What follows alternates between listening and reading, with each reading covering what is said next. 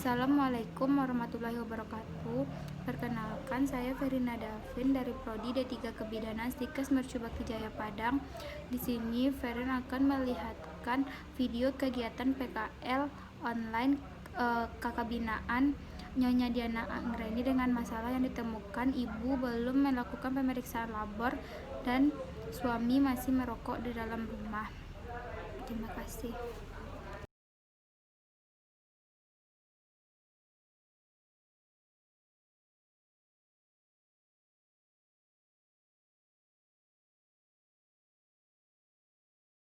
Kromosom pada ibu juga sudah menurun, juga berpengaruh kepada kelainan kromosom pada anak.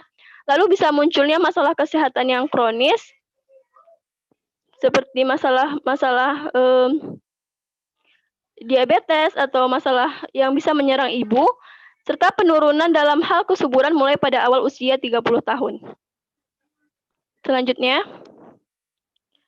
yang bisa dilakukan untuk mengurangi resiko tersebut yaitu wanita dengan usia 30 atau lebih dari 35 tahun untuk merencanakan kehamilan harus mengkonsultasikan kehamilannya terlebih dahulu kepada dokter dengan memberikan konsentrasi terhadap kehamilan di atas usia 35 tahun. Juga penting melakukan konsumsi makan-makanan yang bernutrisi dan bergizi secara bervariasi, konsumsi multivitamin sesuai dengan dokter dan sediakan kebutuhan nutrisinya dan juga konsumsi makanannya. Selanjutnya, kita masuk ke riwayat obstetri jelek. Di data yang kami dapatkan, ada sebagian kecil yaitu 14,8% ibu yang memiliki riwayat obstetri jelek seperti yang pertama, persalinan dengan tindakan, yaitu induksi persalinan yang merangsang timbulnya kontraksi rahim agar terjadinya persalinan. Dilakukannya tindakan ini karena adanya komplikasi pada ibu maupun janin, misalnya ibu hamil dengan ketuban pecah dini, preeklamsi atau tekanan darah tinggi, serta serotinus atau usia kehamilan yang lebih bulan. Lalu riwayat obstetri jelek yang kedua yaitu adalah tindakan seksio cesaria, merupakan tindakan untuk melahirkan bayi melalui abdomen dengan membuka dinding uterus dengan cara mengiris dinding perut dinding uterus. Tindakan ini dilakukan karena adanya komplikasi pada saat kehamilan, sehingga ibu tidak bisa melakukan persalinan secara normal, sehingga dilakukannya tindakan seksio cesaria. Lalu yang ketiga, riwayat obstetri jeleknya itu ada pernah mengalami kegagalan kehamilan atau keguguran. Abortus adalah berakhirnya suatu kehamilan pada usia kurang dari 20 minggu, berat badan janin kurang dari 500 gram, atau buah kehamilan belum mampu untuk hidup di luar kandungan. Lalu ada riwayatnya eklamsi merupakan kelanjutan dari preeklamsi berat, yaitu ditambah dengan kejang atau koma yang dapat berlangsung secara mendadak pada ibu. Dan ini juga bisa mengakibatkan tindakan yang fatal, bisa ibunya sampai meninggal bila kejadian eklamsi ini tidak ditangani secara segera. Untuk preeklamsi adalah suatu keadaan dengan timbulnya hipertensi disertai dengan protein urin dan udem akibat kehamilan setelah usia kehamilan 20 minggu atau segera setelah lahir. Adapun tanda dan gejala preeklamsi itu yaitu udem terlihat sebagian peningkatan berat badan, pembengkakan di bagian tubuh, tekanan darah lebih dari 140/90, protein urin sebanyak 0,3 gram dalam dalam urinnya selama 24 jam. Adapun tanda dan gejala eklamsi ditandai dengan gejala-gejala preeklamsi berat dan kejang atau sampai mengakibatkan ibu tersebut koma. Lalu riwayat obstetri selanjutnya yaitu hamil kembar atau gemeli. Kehamilan ganda adalah kehamilan dengan 2 orang janin atau lebih.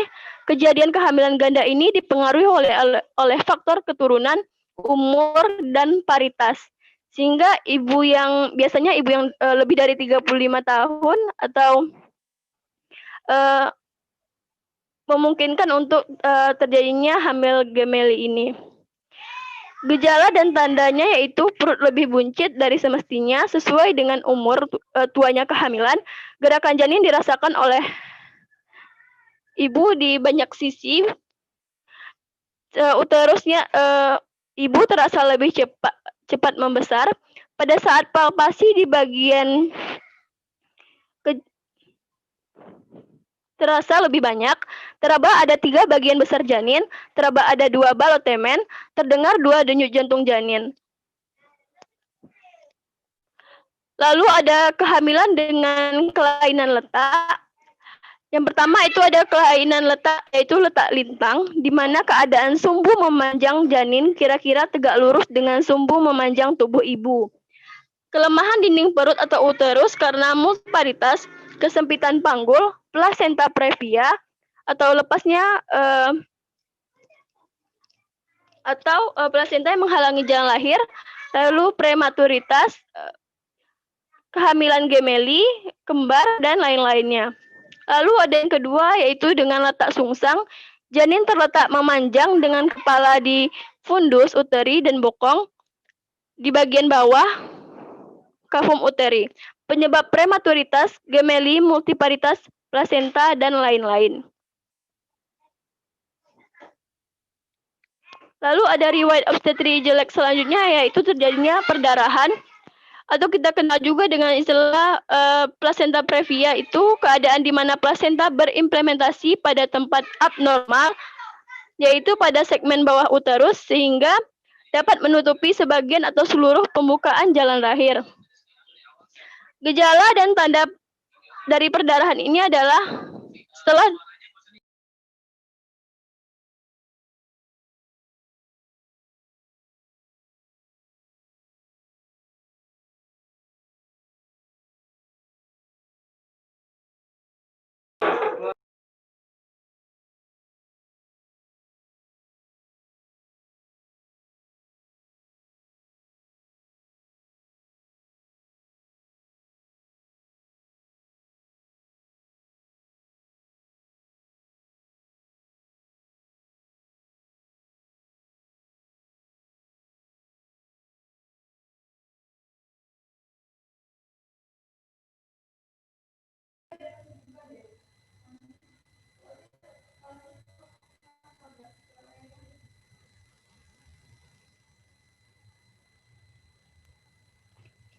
maaf ada sedikit gangguan.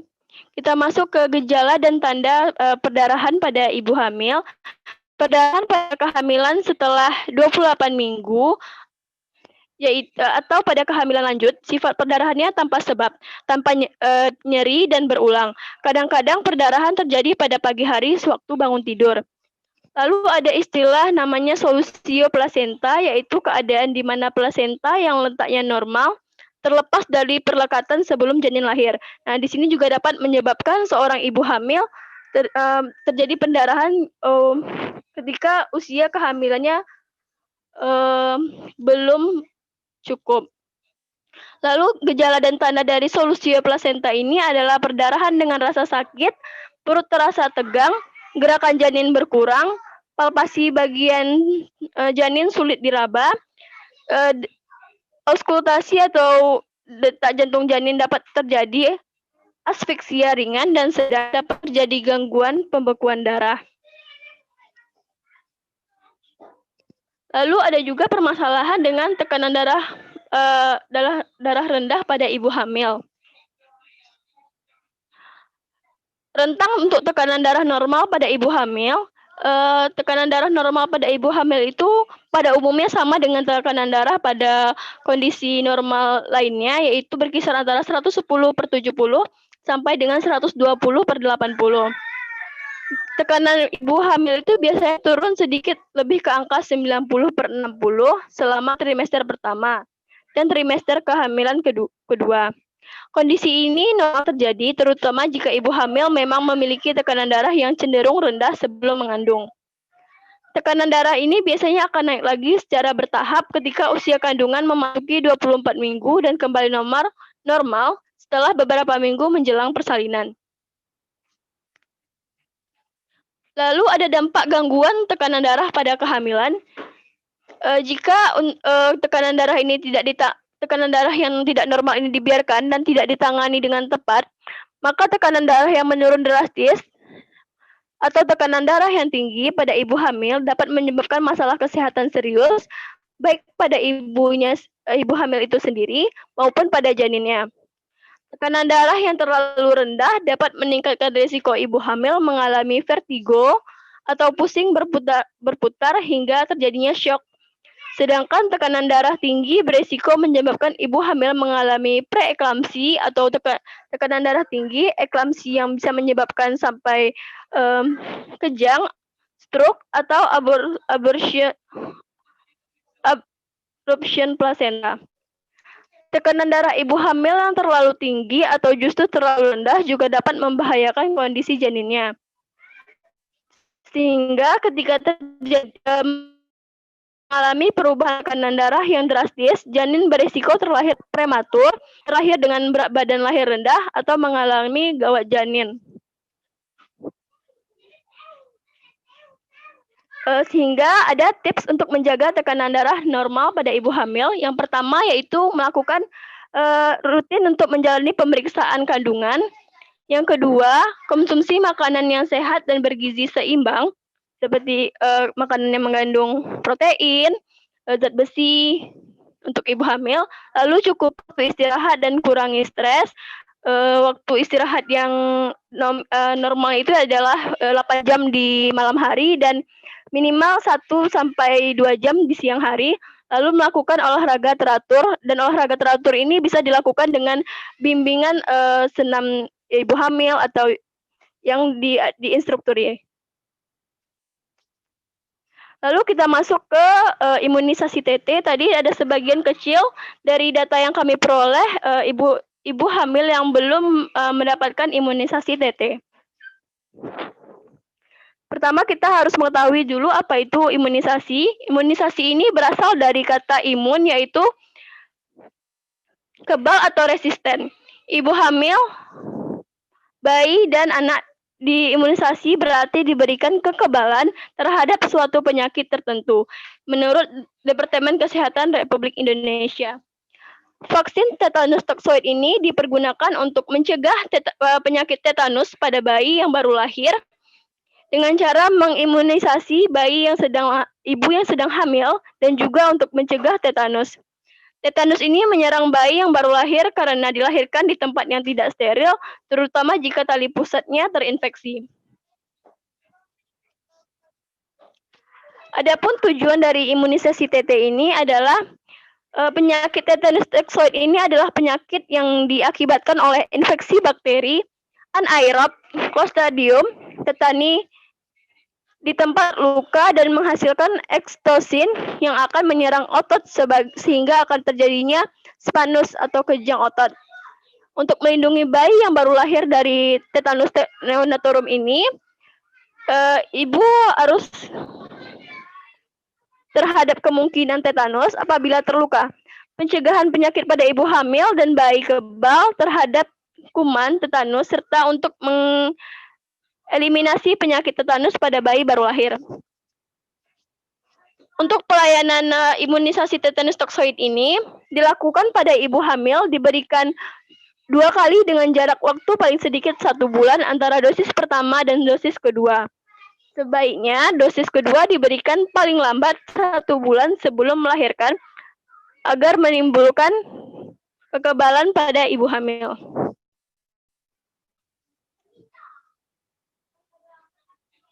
Lalu ada manfaat dari imunisasi TT ini bagi bayinya, yaitu untuk melindungi bayi yang baru lahir dari penyakit tetanus neonatorum.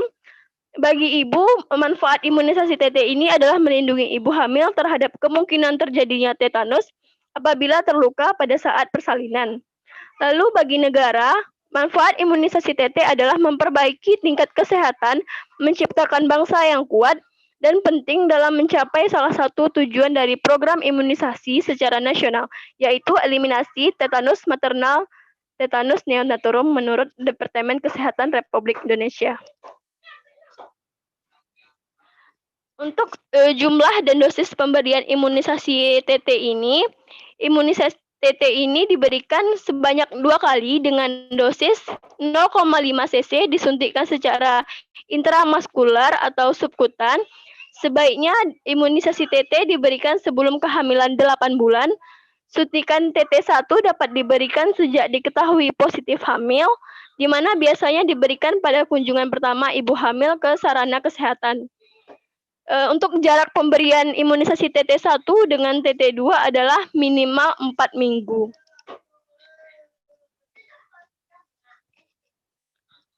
Lalu untuk jumlah dan dosis pemberian TT ini, untuk interval minimal pemberiannya, untuk 4 minggu setelah TT1, masa perlindungan untuk pemberian TT1 ini adalah selama 3 tahun. Lalu setelah TT2 6 bulan, masa perlindungannya yaitu 5 tahun. Lalu yang ketiga, setelah TT3 1 tahun, kemudian disuntik TT kembali, masa perlindungannya 10 tahun. Dan setelah TT3 1 tahun kemudian, TT4, perlindungannya yaitu lebih dari 25 tahun. Di sini ada efek samping dari imunisasi tetanus toksoid. Biasanya hanya gejala-gejala ringan saja seperti nyeri, kemerahan, dan pembengkakan pada tempat suntikan. Efek samping tersebut berlangsung selama 1-2 hari. Ini akan sembuh sendiri dan tidak perlu tindakan pengobatan. Tidak ada bahaya bagi janin apabila ibu hamil mendapatkan imunisasi TT. Pada ibu hamil yang mendapatkan imunisasi TT, tidak didapatkan perbedaan resiko cacat bawaan ataupun abortus dengan mereka yang tidak mendapatkan imunisasi TT. Sehingga sangat besar dan banyak sekali manfaat yang diperoleh oleh ibu-ibu hamil sekalian apabila imunisasi TT ini diperoleh secara lengkap.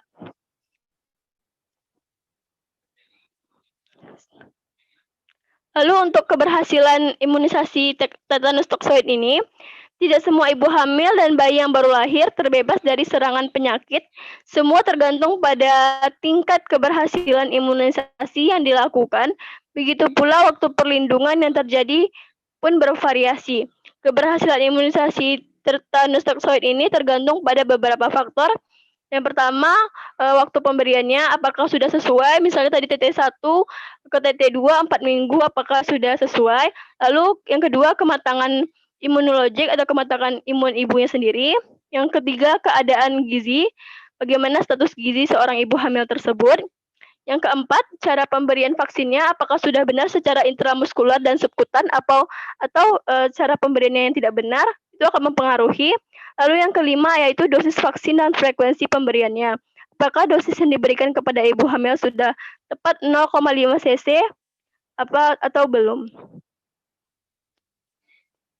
Lalu ini ada kontraindikasi terhadap pemberian imunisasi TT.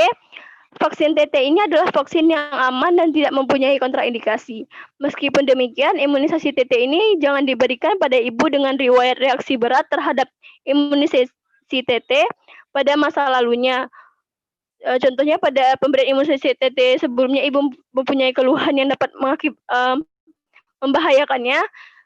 Untuk imunisasi TT selanjutnya kemungkinan harus dampingi dalam pemberiannya. Lalu dengan ibu dengan panas tinggi dan sakit berat, namun demikian ibu tersebut dapat imunisasi segera setelah segala keluhannya tersebut sembuh. Lalu tips untuk mengatasi rasa takut saat ingin disuntik. Yang pertama, beritahu kondisi bila berniat menjalani perawatan yang melibatkan jarum suntik. Beritahu fobia yang memiliki pada tim medis. Beritahu pula sejauh mana perawatan yang dilakukan untuk mengatasi rasa takut disuntik tersebut. Yang kedua, cobalah untuk melakukan apprehension, yaitu cara untuk mengatasi rasa takut disuntik yang sederhana dengan mengembalikan tekanan darah ke tingkat normal agar tidak pingsan. Yang ketiga yaitu latihan pernafasan. Selain teknik apprehension tadi, juga bisa dengan melakukan latihan pernafasan untuk mengatasi rasa takut disuntik. Duduklah dengan posisinya yang nyaman, dengan posisi pinggang tegak namun tidak kaku. Lalu tips untuk mengatasi rasa takut ketika ingin disuntik yang keempat yaitu hadapi ketakutan setelah melakukan berbagai cara mengatasi rasa takut disuntik di atas. Selanjutnya adalah hadapi ketakutan tersebut. Jadi untuk ibu-ibu sekalian jangan takut untuk disuntik imunisasi TT. Apabila takut, lakukanlah cara-cara yang 4 ini agar proses untuk kekebalan tubuh ibu dan janinnya baik. Selanjutnya, kita masuk ke tadi ada kurang dari separuh ibu, yaitu 30, kami temui 30,1% ibu hamil yang tidak mendapatkan pelayanan ANC sesuai standar. Selanjutnya, kita harus mengetahui dulu pertama pelayanan apa definisi pelayanan ANC itu. Pelayanan ANC atau antenatal care itu merupakan pelayanan kesehatan ibu hamil yang diberikan untuk mendapatkan perawatan yang berkualitas. Ibu hamil harus melakukan pemeriksaan secara teratur berdasarkan jadwal kunjungan kehamilan dengan memenuhi kriteria 10T melalui standar pelayanan kesehatan agar dapat mendeteksi masalah-masalah dalam kehamilannya. Di sini ada tujuan dari pelayanan ANC atau kehamilan ini, yaitu menurut Kementerian Kesehatan Republik Indonesia, untuk memenuhi hak setiap ibu hamil memperoleh pelayanan antenatal yang berkualitas sehingga mampu menjalani kehamilan dengan sehat, bersalin dengan selamat, dan melahirkan bayi yang sehat. Ada manfaat pemeriksaan ANC ini. Yang pertama, manfaat bagi ibu hamil itu sendiri yaitu mengurangi dan menegakkan secara dini komplikasi kehamilan dan mengurangi penyulit-penyulit selama masa kehamilan. Yang kedua, itu mempertahankan dan meningkatkan kesehatan jasmani dan rohani ibu hamil dalam menghadapi proses persalinan. Lalu manfaat pemeriksaan kehamilan ini bagi janin sendiri dapat memelihara kesehatan ibu sehingga mengurangi kejadian prematuritas, kelahiran meninggal, dan berat badan bayi rendah. Sehingga sangat baik ya ibu-ibu sekalian, manfaat dari pemeriksaan ANC ini baik bagi ibu maupun bagi janinnya. Lalu untuk jadwal pemeriksaan ANC ini atau kehamilan ini ada standarnya, yaitu pemeriksaan kehamilan dengan ketentuan melakukan kunjungan kehamilan atau jadwal pemeriksaan kehamilan minimal 1 kali pada saat trimester ke-1, yaitu kehamilan kurang dari 14 minggu. Yang kedua, yaitu melakukan kunjungan dan pemeriksaan kehamilan lagi pada trimester 2 sebanyak minimal 1 kali pada kehamilan usia 14 sampai 28 minggu. Dan yang ketiga, yaitu melakukan jadwal pemeriksaan kehamilan 2 kali pada trimester 3, yaitu usia kehamilan lebih dari 28 minggu sampai kelahiran. Ini adalah jadwal pemeriksaan standar ibu-ibu sekalian untuk pemeriksaan kehamilan. Jika ibu-ibu mau melakukan pemeriksaan lebih dari standar ini, itu lebih baik karena kita lebih mengetahui apa saja keluhan dan permasalahan pada saat kehamilan sehingga tetap terpantau keadaan ibu dan janinnya. Lalu ini ada standar asuhan pelayanan pemeriksaan kehamilan. Mungkin sebagian dari ibu-ibu hamil sekalian yang standar pelayanan kehamilannya ini tidak terpenuhi 10T, 14T. Yang pertama itu standar asuhan pelayanan kehamilan. Yang pertama ada timbang berat badan. Yang kedua yaitu ukur tekanan darah, melakukan ukur tekanan darah. Yang ketiga mengukur tinggi fundus uteri, yaitu tinggi atau besarnya kehamilan. Lalu yang keempat ada pemberian tablet FE sebanyak 90 tablet selama kehamilan. Kebanyakan yang standar yang keempat ini belum banyak yang memperoleh atau ada diperoleh tapi belum diaplikasikan. Yang kelima yaitu pemberian imunisasi tetanus toksoid, tadi termasuk dalam permasalahan terhadap resiko ibu. Yang keenam ada pemeriksaan HB atau pemeriksaan darah. Yang ketujuh ada pemeriksaan FDRL, yaitu pemeriksaan terhadap penyakit infeksi menular. Yang ke-8 ada perawatan payudara, senam payudara, dan pijat tekan payudara. Yang ke-9 yaitu ada pemeliharaan tingkat kebugaran atau senam ibu hamil. Yang ke-10 yaitu temu wicara dalam rangka persiapan rujukan. Yang ke-11 pemeriksaan protein urin atau indikasi. Yang ke-12 ada standar pemeriksaan reduksi urin atau indikasi. Yang ke-13 ada pemberian terapi kapsul yodium untuk daerah yang endemis gondok. Dan yang terakhir adalah pemberian terapi anti malaria untuk daerah yang endemis malaria. Ini adalah ke-14 standar yang seharusnya diperoleh oleh ibu hamil, tetapi kebanyakan tidak atau belum diperoleh oleh ibu hamil. Menurut Prasetyawati, pelayanan kehamilan ini bisa diperoleh di yang pertama klinik bersalin atau di klinik bidan, yang kedua rumah sakit bersalin, yang ketiga dokter umum dan puskesmas, yang keempat ada organisasi sukarela, yang kelima dari bidan, dan yang keenam dari perawatan mandiri. Dalam pelayanan antenatal juga dapat dilakukan oleh tenaga kesehatan yang kompeten seperti dokter, bidan, dan perawat terlatih, sesuai dengan ketentuan pelayanan antenatal yang berlaku, menurut Kemenkes Republik Indonesia tahun 2010. Baiklah, sekian penjelasan saya mengenai sasaran ibu hamil dengan kehamilan beresiko. Kurang dan lebihnya saya mohon maaf, saya kembalikan kepada moderator.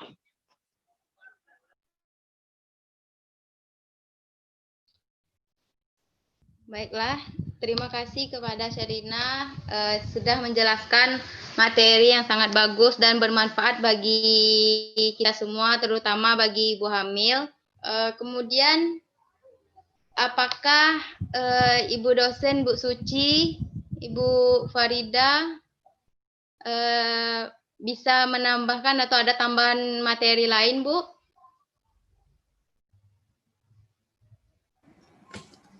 Ya, terima kasih. Baik Kakak, di sini Vera akan menjelaskan tentang materi pemeriksaan labor pada ibu hamil dan bahaya merokok dalam rumah ya Kak. Pemeriksaan labor itu adalah suatu tindakan dan prosedur pemeriksaan khusus dengan mengambil bahan atau sampel dari pasien yang dapat berupa urin, darah, atau sampel dari hasil biopsi. Pemeriksaan labor merupakan pemeriksaan khusus yang dilakukan pada pasien untuk menegakkan diagnosa. Terus pemeriksaan labor yang dilakukan itu ada pemeriksaan hematologi rutin atau pemeriksaan AB. Tujuannya untuk mendeteksi anemia yang dapat mempengaruhi kondisi fisik ibu hamil dan perkembangan janin yang dikandungnya. Terlalu pemeriksaan HbSAg atau untuk mengetahui infeksi hepatitis B. Yaitu hepatitis B itu penyakit yang dapat ditularkan langsung dari ibu kepada janin. Selanjutnya pemeriksaan golongan darah. Pemeriksaan golongan darah ini tujuannya untuk kepentingan waktu persiapan persalinan. Jadi sebelum persalinan ibu sudah mempersiapkan transfusi darahnya. Selanjutnya pemeriksaan glukosa untuk mendeteksi diabetes pada ibu, apakah ibu menderita diabetes atau tidak. Selanjutnya pemeriksaan VDRL atau RPR itu untuk mendeteksi infeksi sifilis yang ada pada ibu hamil. Lalu pemeriksaan antitoksoplasma atau ini itu untuk mendeteksi rubella dan simatogela-virus atau herpes pada ibu, penyakit kulit ya Kak.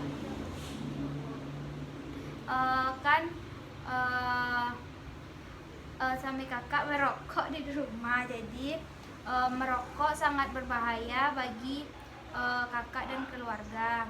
Merokok. Selanjutnya bahaya merokok di dalam rumah Kak. Saat orang merokok di dalam rumah, kandungan rokok akan terbakar dan menimbulkan asap yang berterbangan di dalam rumah. Jika orang itu perokok aktif, dia akan berakibat kanker paru-paru, jantung koroner, penyakit stroke dan hipertensi. Penyakit diabetes juga bisa ya Kak.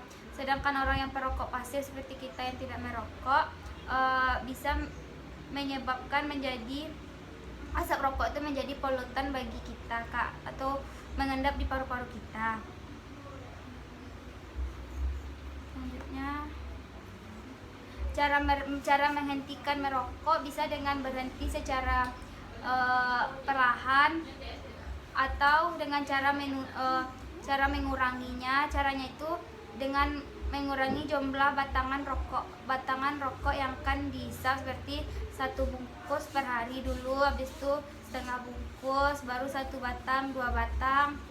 Nah, caranya dengan cara terapi pengganti nikotin, itu terapi yang dimanfaatkan untuk menempelkan nikotin yang bisa membungkus kulit ke dalam tubuh dan bisa mengurangi efek adiksi, yaitu ketagihan pada rokok. Itu ada dengan cara pengalihan aktivitas, seperti kita melakukan aktivitas yang tidak membuat kita menjadi merokok, seperti kalau dalam makanan saya memakan permen untuk menghindari supaya kita tidak merokok. Itu Kak. Jadi gimana Kak, apakah Kakak sudah paham? Cukup paham.